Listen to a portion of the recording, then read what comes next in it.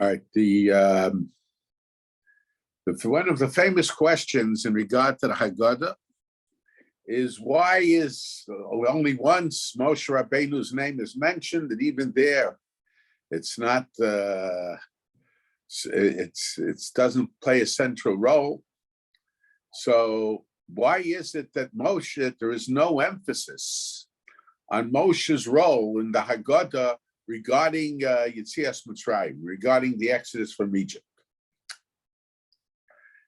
And the famous answer is because Pesach night, as we say in the Hagaddah, and even lo malach, and even lo hashliach, that to a large degree, the ultimate redemption in itself took place by HaKadosh Baruch Hu. The emphasis is on HaKadosh Baruch Hu.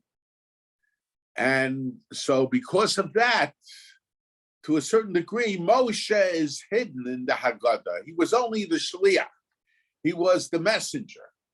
The truth is that if you take a look in the Rambam of Hilchos Chametz Matzah and the laws of Pesach, Perek Zayin Halacha Beis, so the Rambam there discusses how one, in giving over the events that took place at the time of Yetzias Mitzrayim, at the time of the Exodus from the Jews from Egypt, that one has to, in a sense, chanoch lenar al pidarko.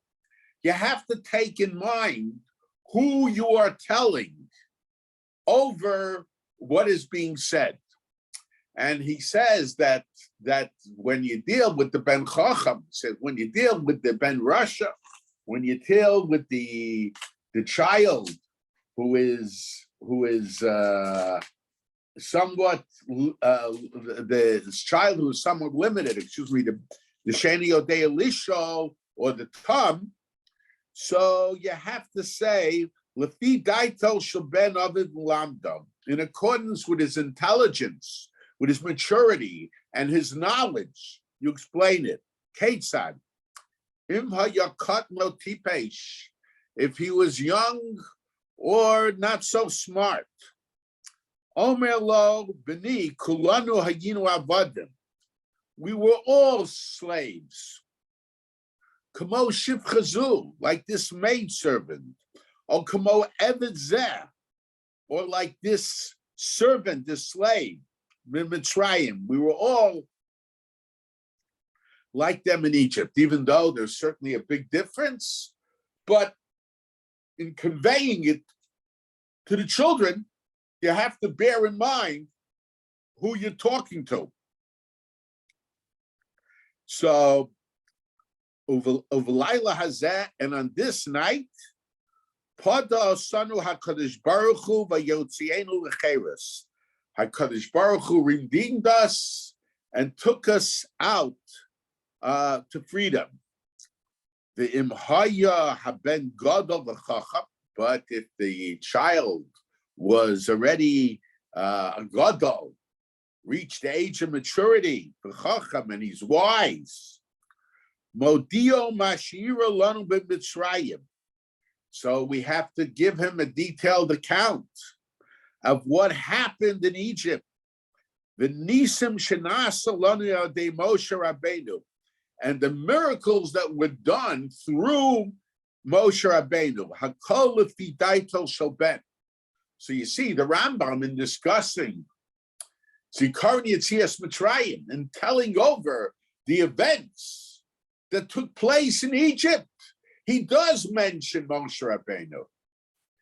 First of all, he says that you have to tell over the Mashira Lanu. Mashira Lanu probably has reference that which happened and that which took place. That's what happened to us and that which took place. The question is, why this double expression? And we find it in other places in the Rambam, when he talks about Zikaron Yetzias Mitzrayim, he talks about Ira, what what happened, vishhaya or hayu, and that which took place.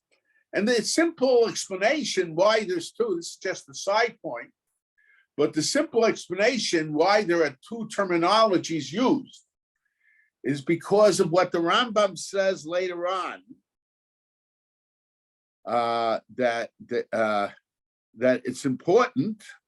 B'chol dor v'dor chayav adam laharos esatzmo, kilu hu ba'atzmo yotza atam yeshiba mitzrayim, shenamar v'osana hotzi misham, v'al dover zet tziva hakadosh baruch hu Torah v'zacharti keved yisa, kolomar ki ata ba'atzmecha hayisa eved v'yotza lecheres v'niftes. The Rambam emphasizes it's not enough. It's not enough to speak about the cheres, but you have to speak about the avdus. Because sometimes when it comes to salvation, if you're not able to a certain degree to re-experience the tragic situation that existed before the salvation, the sakana that we were in, the torture that we underwent, that we as the Jewish people had to go through, you cannot appreciate the salvation properly. So it's not enough to just remember that HaKadosh Baruch Hu took us out of Egypt. It's not enough just to remember the Aseres Hamakos, the 10 plagues that HaKadosh Baruch Hu brought. But you have to remember the Yavdus. You have to remember about the children that were killed. I think part of the issue today, people don't appreciate what the Jewish people have today. Not that there aren't shortcomings, there are shortcomings, but to appreciate the physical salvation and the religious opportunities that we have today, because we don't focus at all on what was lost and how it was lost.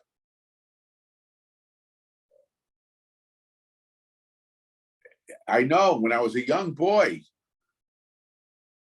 people had a greater appreciation because as a young boy, the parents of many of my friends, perhaps most of my friends, they were survivors. And they appreciated, there was a certain sense of appreciation of what we have. But I think as time passes, the more we forget,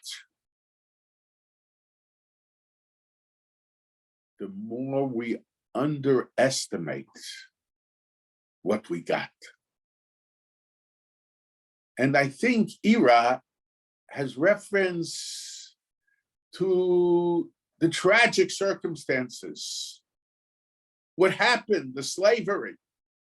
And I think perhaps we could explain it with a certain point. I wouldn't say it myself, I would be scared to say it.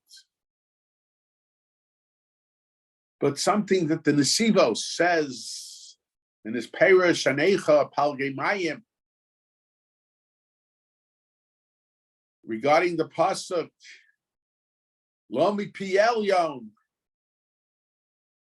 teitze haros v'hatov, not from the mouth of up high from HaKadosh Baruch Hu does the bad in the plural form come out, and the good in the singular form. And the Sisyphus asks, why is it that when it comes that God did not decree the bad, it's in the plural form?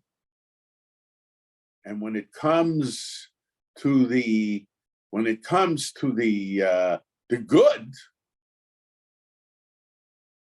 it's in the singular form. And the Nesivos in his parish says that there are two types of bad and two types of good. There is the bad that we do, and the bad that comes as a result of the bad things that we did. But when it comes to the good, and when it comes to the good also, there are two types of good. There is the good that we do, and the good that comes as a result. In other words, the reward that we get for it. And then the Sivo suggests, even though in the literal translation of the psukim, it's not that way, but the Sivo suggests that when we do bad, it's not that HaKadosh Baruch Hu literally takes retribution against us, but in a sense, to a certain degree, HaKadosh Baruch Hu withdraws. And he lets nature, and nature is not just physical for nature. Nature is also psychological nature of the people around us. And b'chilo and b'chol dor v'dor omdim aleinu l'chalseinu. V'HaKadosh Baruch Hu matzileinu miyadam. Who saves us? Of course, the Sivos doesn't put the excerpts from the Hagaddah. I'm, so to say, putting that in. The natural tendency is Esav Sonei Yaakov, halacha. It's a law. It's a law of history that Esav Sonei Yaakov. And the only reason we're able to survive is because HaKadosh Baruch Hu matzileinu miyadam. HaKadosh Baruch Hu saves us from their hands.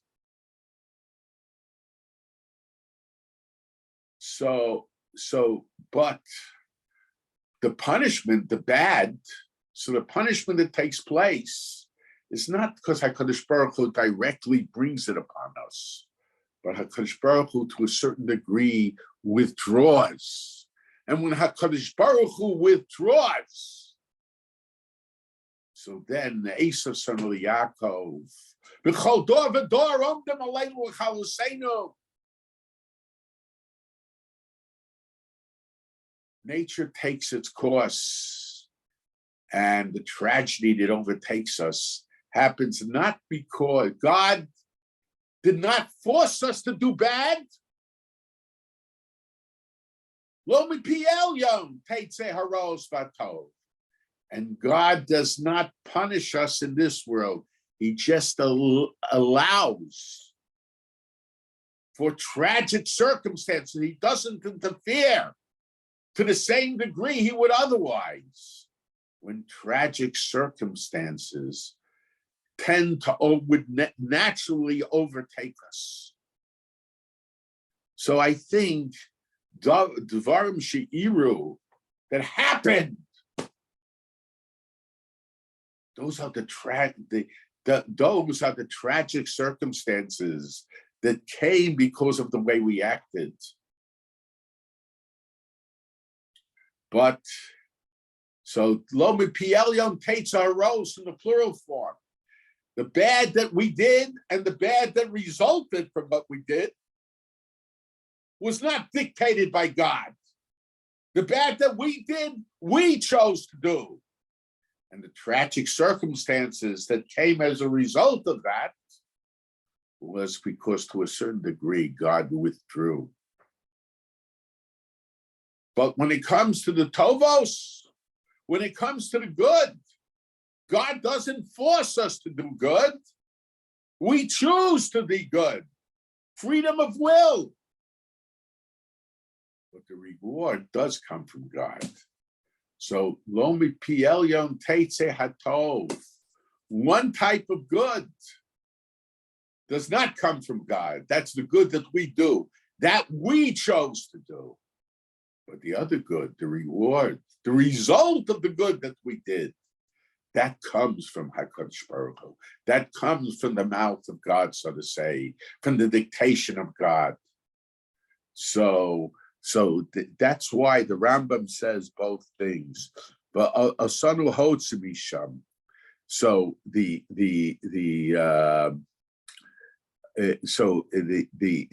miracles, that are done. So we could suggest that this is the Rambam is saying that we have to, when we talk to the Ben Chacham, so we have to tell, and to him we're talking, so to say, in a mature form of way. So we have to say Mashi'ira Lana, what took place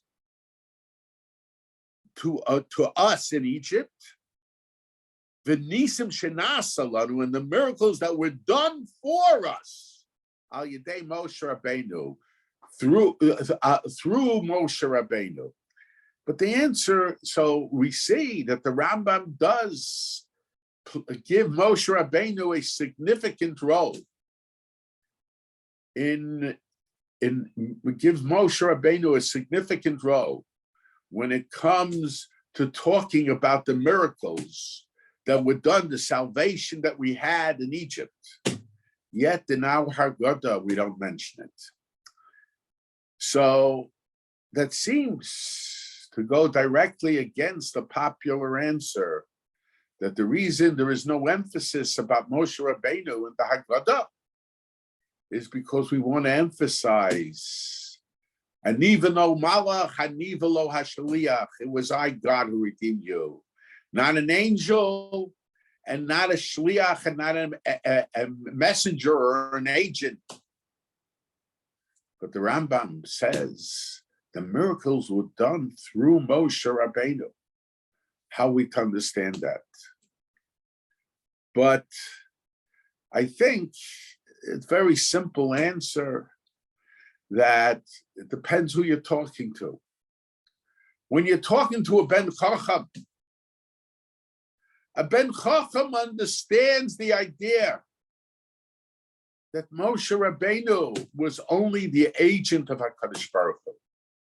He wasn't the savior of the Jewish people. Moshe Rabbeinu is Adon HaNeviim, Av LaNeviim. There was never and there will never be a person as great as Moshe Rabbeinu. But nevertheless, the miracles, the salvation was brought by God. So the Ben Chacham can understand that. But when you talk with a young child, or you talk with people who are not so sharp, that don't have understanding, once the hand of man is involved, so the people tend to see man as the Redeemer, not God. God becomes hidden. We say that many people say that if you want to see the work of God, you go out to the fields. If you walk through city streets, you don't see the hand of God. You see the hand of man. And the young child perhaps will perceive it that way. But philosophically, we know everything that man does is done through HaKadosh Baruch Hu. And we could suggest that prior to the time that a formalized text was made for the Hagaddah. So you had to bear in mind very much who you're talking to. You had to bear in mind the maturity and the knowledge of the child who was asking the four questions, who was asking the questions. And sometimes on the basis of the question, you were able to evaluate. You were able to evaluate the perspective of the child and the ability of the child. Seems that way from the Arbabanim. Chacham HaOmer. What does a wise son say? So on the basis of the way the question is phrased, you have a hint, an indication to what level, at what level you can answer the child. So the Ben Chacham, who is more sophisticated, more knowledgeable, he could see that the miracles were brought by HaKadosh Baruch Hu. He recognizes HaKadosh Baruch Hu as the savior, as the liberator. But a young child, he probably would see at best that God enabled Moshe Rabbeinu. But he would see if we talked about Moshe Rabbeinu, he would see the liberator as being Moshe Rabbeinu. So because of that, now once a text of the Hagaddah was made, it was necessary. And the closer the times, the changing times, demanded a uniform text, a text shared to a large degree by all Jews. There were different customs. And there was probably a time that there really wasn't the real text. It seems at one time, let's say in the Parsha Bikurim, Doresh HaParsha Kula, sometimes they might have just had a chumash in front of them.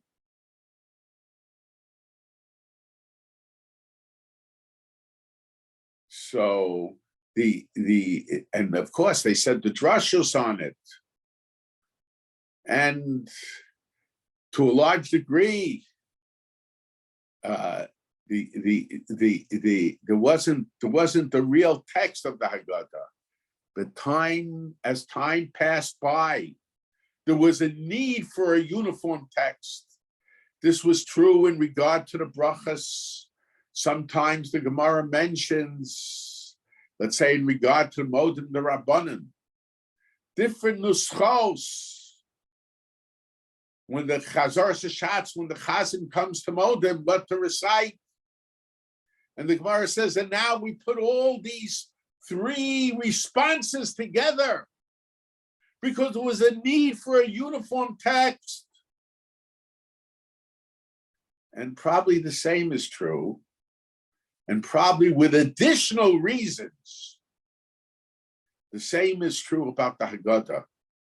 When the need rose for a uniform text, that doesn't mean that you couldn't add to the text. But when the need rose for a uniform text, the text that was chosen, in a sense, needed a common denominator. A text that almost all of Klal Yisrael at that time, all the Jews at that time were able to use. It doesn't mean that everybody around the Seder table understood every word. But the one who read the Hagaddah he would explain what was being said. And it's perhaps because of that there isn't an emphasis at all on Moshe Rabbeinu and Hagaddah, because the Hagaddah was made for both, for the Ben Chacham and the Ben Tipesh, the Ben Tam, what we call the Tam Mahu Omer. So Hagaddah was made. Of course, those that couldn't understand the Hagaddah at all, we have to include them. But when we include them, it's not based on the text, because they're not able to comprehend the text. But the Chachamim, perhaps using their generation, perhaps using what they perceived would be later generations, devised the text that a large part of Klal Yisrael could use. A large part of the Jewish people, a large part of the Zdorim, could be used in a large part of the Zdorim. And because we needed some kind of common denominator, so the text did not focus on the higher level, but it focused on the contrary. It appealed to the general public of the Jewish people, the Hamonam, the nation of the Jewish people. And I would like perhaps to go more in depth as to why, yes, even by Tfilis, it was necessary to have a common text. By brachas, it was necessary to have a common text. And the Rambam emphasizes this in regard to the putting of the Gemara into writing a text of Gemara. As Jews spread out, it became more and more important that there be a common text. And I want to focus in regard to the Hagaddah, why perhaps that became very important. So because of this, there isn't an emphasis in the actual text regarding Moshe Rabbeinu. Now, also, it's very interesting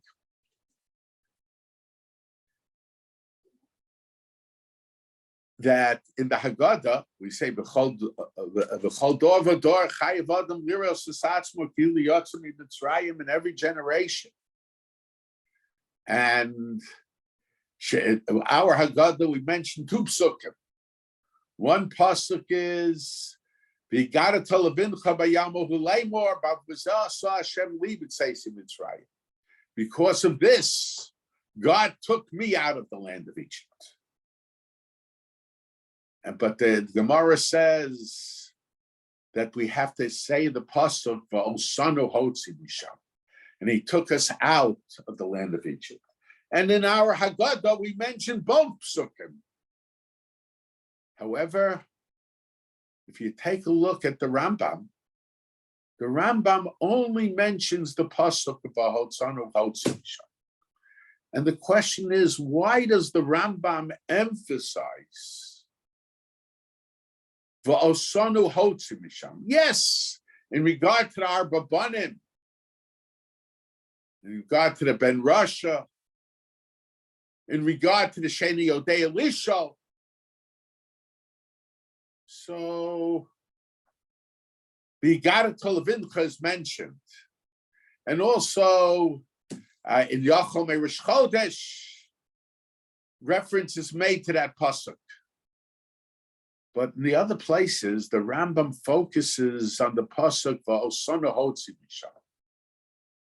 Now, there are texts that imply the different texts in the Gemara and Psachim,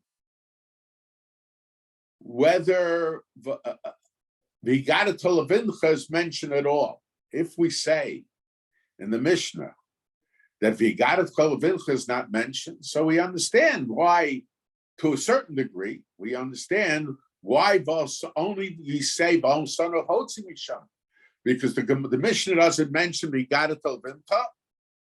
You shall tell your son because of this, because of the Pesach Matzah and Maror, God took me, the individual, out of Egypt. But we say the pasuk, "V'osanu hotzi misham." He took us out of Egypt, and we say so. Our text says that we say both psukim, but there is a text that we only say "V'osanu hotzi misham." He took us out, and we don't put the pasuk. We got it about Hashem li. He took me out. Now, what is that emphasis on these two psukim? What is the emphasis on these two psukim? You should tell your children on that day, God did for me. I am an individual. I went out of the land of Egypt. But when we say not only our ancestors went out of Egypt, we went out together with them. There, the focus is not on me as an individual, but me as part of the nation of the Jewish people.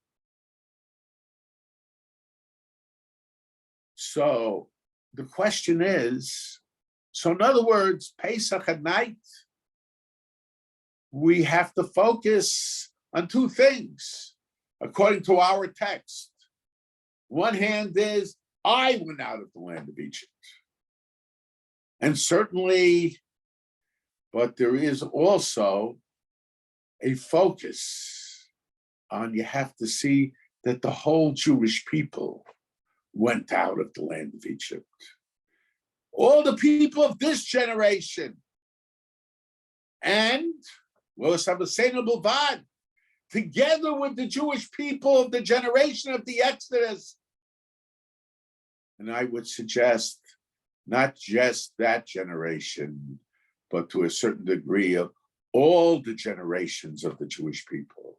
To a certain degree, Pesach night, we join. It's not only the zdarim of all the people, in a sense, are tied together, all the people of this generation, but the zdarim of all the Jews of all the generations are tied together with the Seder, perhaps, of the Jewish people, even in Egypt, on that night when they were redeemed. Now, but the Rambam seems to focus mainly, even though there are certain places in his text of the Hagaddah, he mentions the pasuk, because of Pesach Matzah Maror, God did it for me as an individual. The main focus of the Rambam is v'osanu hotzi misham, that God took us out of the land of Egypt. And we could suggest, if we say that that's why when the Jewish people were going into exile, it became especially important to have one text. In a sense, it's to bring all the zdarim together. As the Jews are spread out far and wide over the globe, and each person is in his own house, sometimes distant hundreds and thousands of miles from his brothers and sisters, from the other Jewish people. There has to be a focus. That not just, I'm going out of Egypt tonight. Yes, I'm alone in this house. And there isn't anybody near me. Or I'm together with my family. But there are no other families near me. But we are all going out together. All of us. Those that are here and those that are thousands of miles away. forget this concept of all the Jewish people together. In previous generations, before Jews were spread out, it was somewhat easier to have this perception of us. But the one text, the basic text that was necessary, became more and more imperative that the Jewish people were spread over the globe of the world. And I want to explain the reason for that.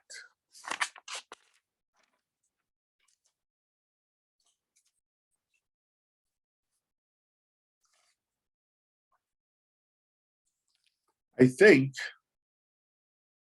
that the reason for it is that when it comes to redemption,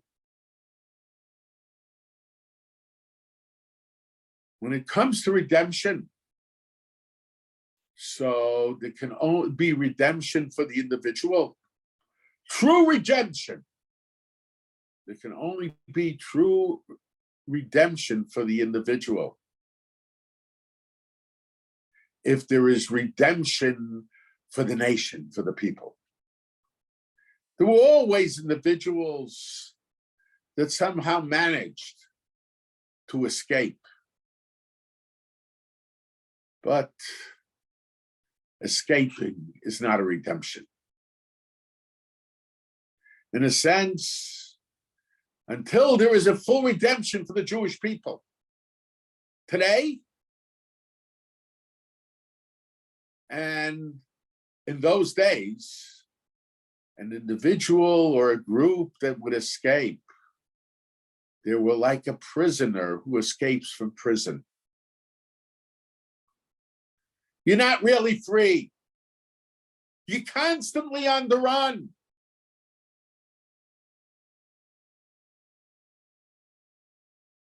We should learn from the lesson of history from Europe.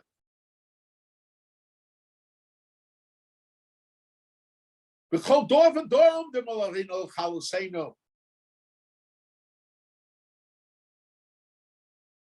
Rambam had to run from Spain.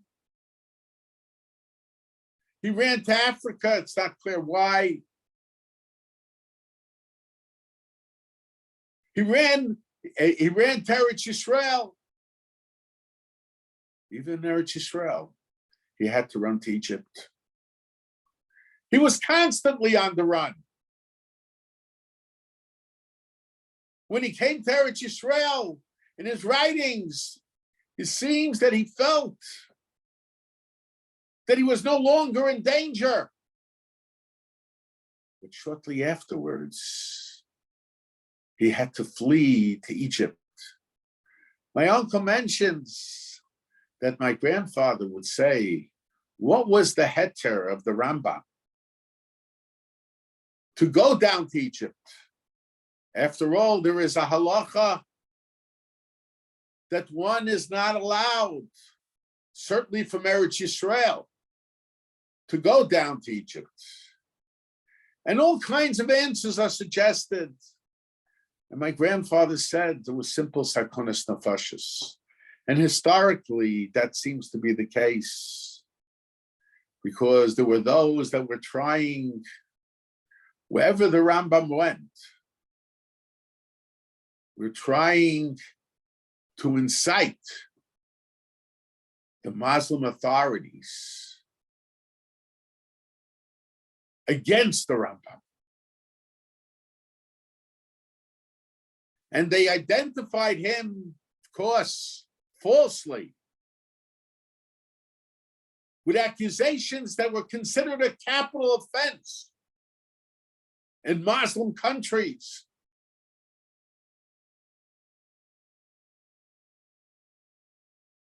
And it's true, Egypt was a Muslim country at that time, but Egypt, to a certain degree, at that time was a little bit like the United States, where they were more liberal.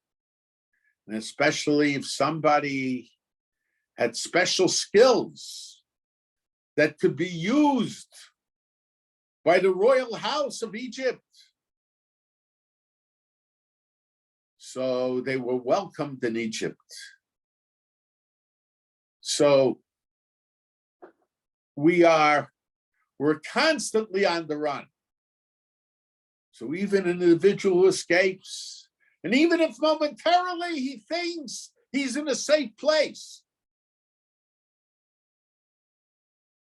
he's not really safe. He's not really free.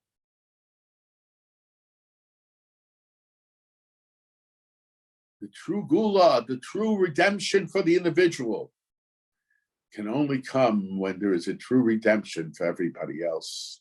I mentioned the previous year, and I mentioned in many other shiurim, that in the ultimate gula, the Rambam Paskins, saying Yisrael Nigvalan El B'Tshuva, the Jewish people were redeemed only with Shuvah, only with repentance, only with return to HaKadosh Baruch Hu. But we believe that Mashiach can come at any minute. So we have to believe in Klal Yisrael, that the Jewish people could do tshuva in every minute. It's not enough to believe that you could do tshuva, although that would be the first step. You have to have a belief that the Jewish people could do tshuva. Because the redemption, our redemption, the redemption of the individual, to a large degree is dependent upon the redemption of the nation. And the redemption of the nation is dependent upon the nation returning to HaKadosh Baruch Hu. Now, as a matter of fact, we could suggest, we had a discussion this morning in Shul. There was discussion as to why there is a minhag to wear a kittel at the Seder. Some have the minhag that only the Balabayas wears the kittel. Very light, but in general, it was usually the Balabayas who, in a sense, he was the one that gave over the Hagaddah. And we could suggest that the idea of the kittel is identification with Yom HaKippurim, which is a day of tshuva. And if I mentioned in the last year that part of the purpose of the Hagaddah for the Jews in Golus, in exile, was to draw inspiration, to see HaKadosh Baruch Hu as the Redeemer. And HaKadosh Baruch Hu never wavered from that role. And just as he took the Jewish people out of Egypt, he will take us out of exile as well. And that's part of the Hagaddah also. In a sense, the kittel. But our going out of exile is dependent upon the Jewish people doing tshuva. And the doing of tshuva, and that's what Yom Kippur is all about. So there's a certain identification between Yom HaKippurim and Pesach at night. Now, I want to suggest, but we have to understand, why is it that it's so important for Geula, for the Jewish people, why is it so important for the Jewish people to see that the Geula, the redemption of the individual, comes or is helped through the redemption of the nation? Now, it's very interesting when you take a look at the Halach Manya. We say, Kol dichvin yeseh v'yechol, Kol ditzrich yeseh v'yiftach. I talked a little bit about those two verses last week. Kol dichvin, whoever is hungry, let him come in and eat. Kol ditzrich yeseh v'yiftach. Whoever is in need of Pesach, let him come in and join us. Let him join us in the Pesach. Okay, I discussed the Brisker Rav's shots last week about that. But why? It's mentioned that Amoraim would do this every day. When every meal, they couldn't eat their meal without sharing it with somebody else. And perhaps we could understand why it would be in every Yontif, because the Rambam tells us that true Simchas Yontif is not locking your door and eating behind closed doors, but inviting people to join you for the Yontif meal. But we don't say it on every Yontif. We only say it on Pesach. So there must be a special connection between Pesach. Everybody knows, or everybody should know, what the Gra said, that that in Torah sometimes it talks about tochel matzos, and sometimes it talks of matzos being eaten. In a sense, it's important for us not only to eat matzah, but to make sure that other Jews have matzah. That's the foundation of the mitzvah of Mos Fritin, making sure that matzah is eaten. And matzah, perhaps more than anything else, if you take a look, matzah zu sharochem al shumah. Focus more than any other symbol of Pesach.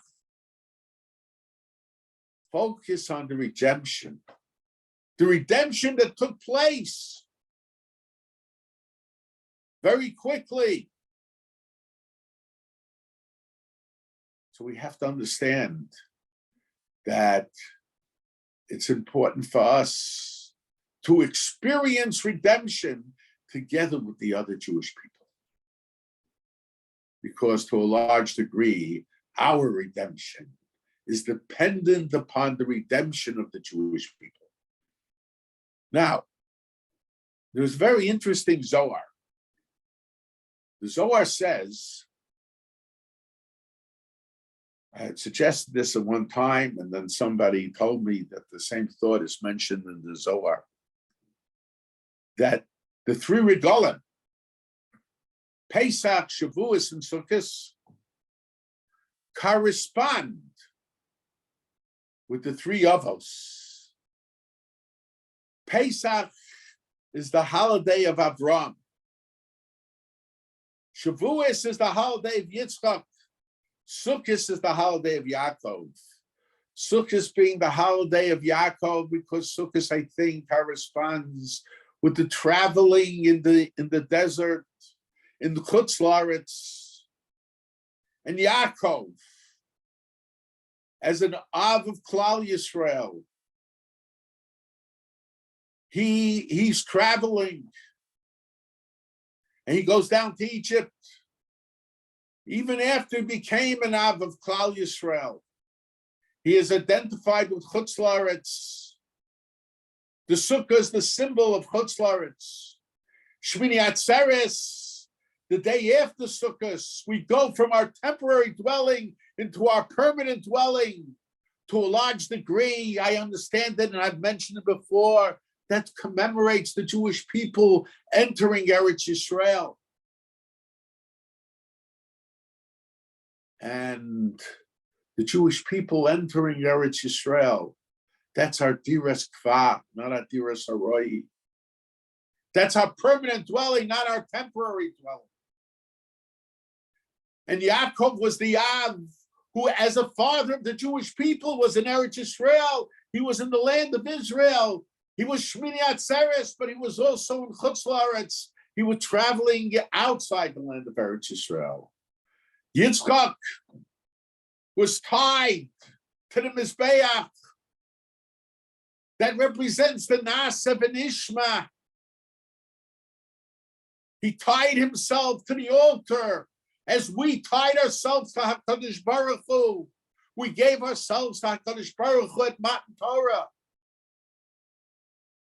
And Avram represents Pesach. Why? because Avram is Goy Mikerev Goy. Pesach is Goy Mikerev Goy. It was the separation of the Jewish people from Egypt. And Avram is Avram Ivri, Me'eva Hanar. God, in the Hagaddah we say that God took Avram from the other side of the river. Why did he take him from the other side of the river? Avram didn't just improve on the tshuva that Terach might have done, as some explain. Avram had to start over from the beginning. He had to start something new. It's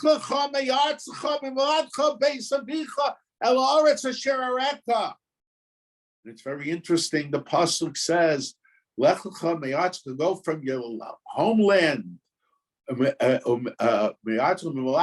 your birthplace, and the house of your father. It should be in the reverse order.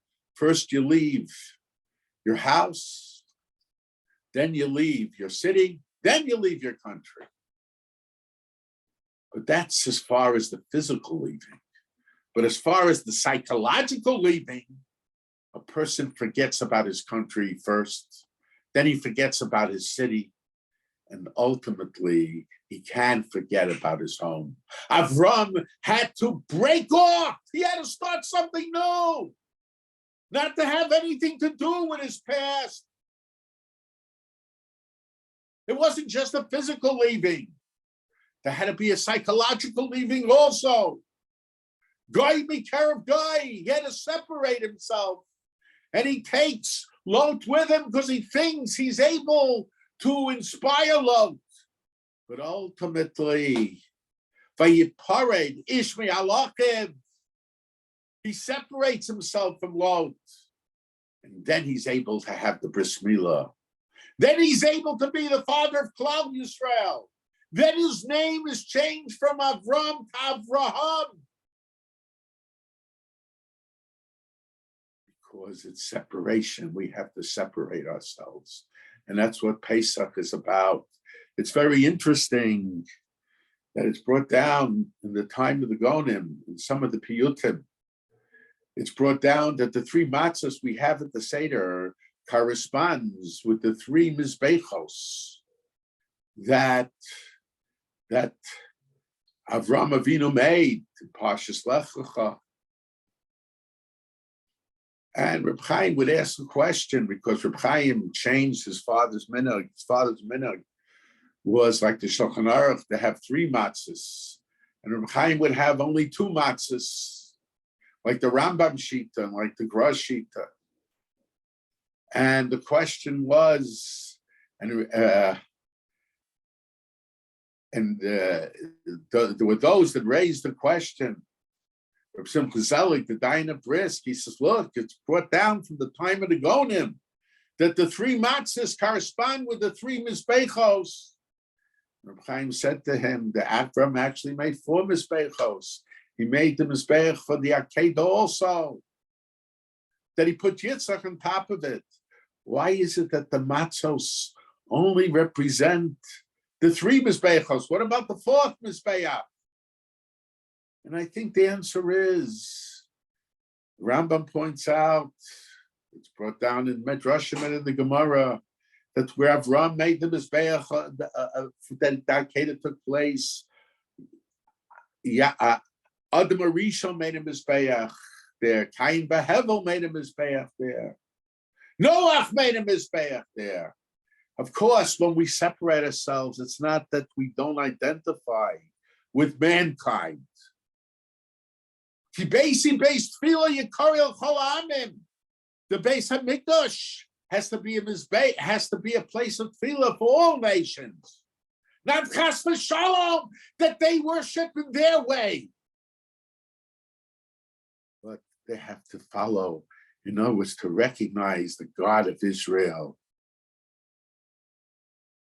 So but there is a certain universalism attached to the Mizbeach of the Beis Hamikdash. The idea of matzah is God taking us out of Egypt, separating us. God separates us from Egypt. He takes us out of Egypt. U'go'ola miyad. So Pesach is the holiday of Avraham Avinu. Now, Pesach being the holiday of Avraham Avinu, Avraham is the symbol of Chesed and Gemilas Chasadim. Avraham is the one who the three Malachim come, and Avraham, not knowing the Malachim, serves them food. He's Machnes Orech. Pesach, the holiday of Avraham Avinu, we say Kol Dichvin Yosef Yechol. We identify with Avraham Avinu. Now, and that's the reason. So that's the reason why we say Kol Dichvin Yosef Yechol. Now, in truth, I would suggest that Pesach is really the holiday of all of the Avos, but mainly of Avraham. Shavuos, mainly of Yitzchak.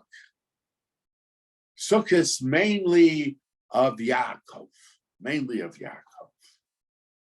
And in a sense, I want to suggest that if you look at the Hagaddah the way we have it, I don't want to go into all the details. Yes, the primary focus, Hanivalo Malach, Hanivalo Ashaliach. When you take the whole Hagaddah the way we have it, the focus of the Hagaddah, what is the point of the Hagaddah? HaKadosh Baruch Hu, you kept your commitment to the Avos. You kept your promise to the Avos. We're not focusing so much on what Moshe Rabbeinu did, but we focus on Yetzias Mitzrayim as an outgrowth of the commitment HaKadosh Baruch Hu made to redeem the Jewish people. And that commitment is still there. The Bris Avos is still there. It's very interesting. My uncle asked the question. By Yom Kippurim, we say the Vidu twice. We say the Vidu, and this is another identification. Well, it's really to a certain degree the same identification between Yom Kippur and Pesach. We say the Vidui in the private Shemon Esrei, and we say the Vidui in the Chazaras Hashatz. And my uncle mentioned that in Germany, he saw a very strange minhag, that when the Vidui was said in the private Shemon Esrei, people were crying. And when the Vidui was said in the public Shemon Esrei, in the Chazaras Hashatz, it was said almost in a happy tune. How we can understand that? And when the Vidui is said in the private Shemon Esrei, it's not together with the Slichas, but when it's said in the public Shemon Esrei, we say with Slichas, Skol Abram Yitzchak Yaakov. But how is it? How are we to understand it? But the answer is, my uncle said, there's a bris. God made a bris with Avram, Yitzchak, and Yaakov. And when there's a bris is a contract. I've mentioned it before. A contract means if the lowest worker who works in a company has a contract with a big company, to the degree of the contract, that worker has a lien on the big company. So when we say Elokei Abraham, Elokei Yitzchak, Elokei Yaakov, I heard from my father also, the God of Avram, one hand means the God that Avram recognized. On the other hand, it's the God that belonged to Avram because of the bris, because of the covenant that God made with Avram concerning him and concerning his future generations. Avram had a lien on HaKadosh Baruch Hu, and the same is true with Yitzchak and Yaakov, but especially with Avram. And the Pesach is the holiday of Avram Avinu. And HaKadosh Baruch Hu redeemed the Jewish people. When the Jewish people after the Jewish people cried out to God, Vayiskar, God remembered his bris with Avram, Yitzchak, and Yaakov. He remembered Avram, Yitzchak, and Yaakov. In other words, but when can we demand to remember the bris of Avram? So the private Shemona Esrei, we're talking as individuals. So the vidui, we don't have any commitment. We beg God for kapara. We beg God to give us a good life. We beg God to prevent the enemies from destroying us. But when we say the Chazar Shashatz, the tzipor represents Klal Yisrael, we're talking as Klal Yisrael, as the Jewish people. When we talk as the Jewish people, then not only are we stronger, but we can feel we have a certain sense of security because there's a bris, but the bris is there. The bris avos is with all Klal Yisrael. So we could suggest, though, Sanu Hotzi Misham, the idea of Pesach is the idea that HaKadosh Baruch Hu was our liberator. He fulfilled the commitment he made to Avram, Yitzchak, and Yaakov, and he will continue to fulfill that. But it's important when we approach on the base of the Bris Avos to HaKadosh Baruch Hu, that we approach him as Klal Yisrael, as all the Jewish people. When we approach as all the Jewish people, we have to value not just the liberation of one person, not just the liberation of me, but the liberation of all Klal Yisrael. We have a responsibility that all Klal Yisrael will participate in this Seder to understand the idea of freedom.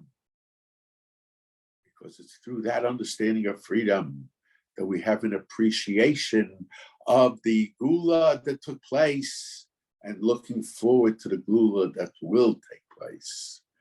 And perhaps we could suggest that another reason why Moshe Rabbeinu's name is not emphasized in the Hagaddah is, on the contrary, if we are to emphasize names in the Hagaddah, it's Avram, Yitzchak, and Yaakov.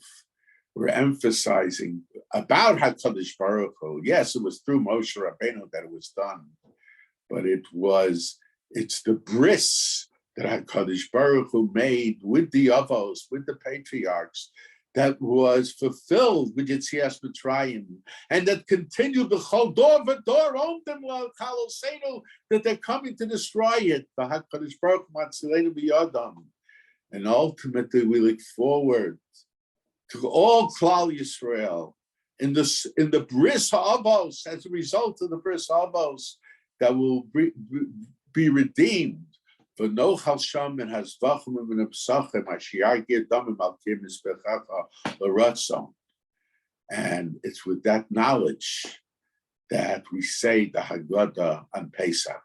That's why all the Jewish people in Golis became necessary to have one text, to join all the Storim as one Seder, to bring the idea of Klal Yisrael together.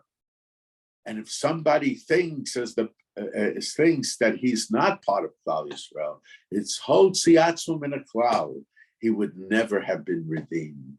And unless we have that idea of joining together, we as individuals cannot feel assured of redemption. Okay.